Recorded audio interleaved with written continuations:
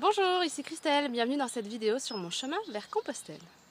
Alors j'étais en train de réfléchir ce matin à encore cette alternance entre la solitude et le groupe et comment vivre ensemble. Et parce que là ça fait 3-4 jours qu'on est un petit groupe de 4 pèlerins à pas à marcher ensemble, c'est-à-dire que la journée chacun marche tout seul, en plus on a tous des rythmes différents. Donc la journée, chacun fait sa vie, chacun en plus a sa carte, donc même je crois hier on n'a pas pris, il n'y en a pas un qui a pris le même itinéraire que les 3 autres. On a fait chacun notre route, on fait chacun notre vie et le soir on se retrouve. D'ailleurs hier on avait réservé tous ensemble, ce soir aussi, et ce soir c'est notre dernier soir, il y en a 2 qui vont arrêter leur route. Et je trouve ça hyper intéressant parce que même quand on se recroise la journée, on peut prendre le déjeuner ensemble ou échanger quelques mots. Et même s'il y a un moment par exemple mon lacet est défait et que je dois m'arrêter pour le refaire, et bien l'autre va continuer à marcher. Et c'est tout naturel. Et je trouve ça intéressant parce que dans la vie de tous les jours, on est plutôt conditionné à attendre et à que l'autre nous attende et fasse comme nous. Et j'étais en train de me dire, mais combien de fois dans notre quotidien, alors surtout avec le conjoint, mais ça marche aussi avec les enfants ou avec les amis, on peut soit le penser, soit le dire, se plaindre que l'autre va trop vite ou l'autre va pas assez vite, et enfin l'autre nous attend pas, on est déphasé, puis on aimerait, puis ce serait logique que l'autre nous attende, mince quand même, on est ensemble, on est un couple. Mais on est juste tous différents, on a tous des rythmes différents, on a tous comment je pourrais dire, des vitesses d'apprentissage. Là, je vous prends un exemple tout bête parce que c'est imagé, mais ça marche autant pour quelque chose qu'on fait dans le concret du quotidien que quand on a besoin d'intégrer quelque chose de nouveau intellectuellement, une leçon, un changement, une habitude.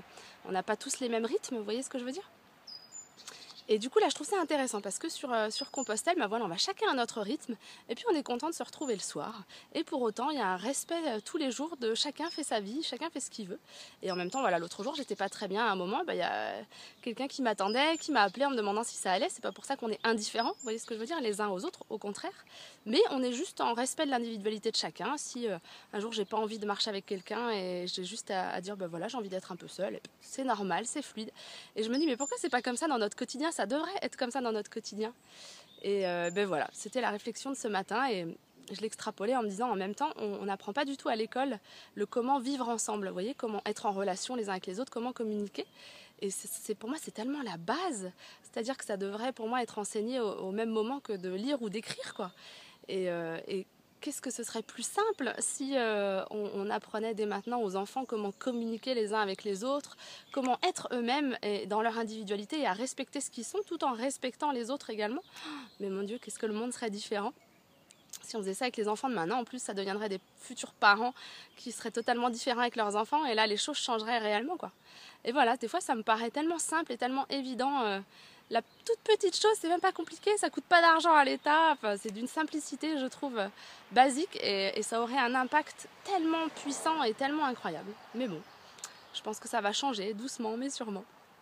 Voilà, je vous invite aujourd'hui à être en observation et en curiosité de comment vous respectez déjà votre individualité.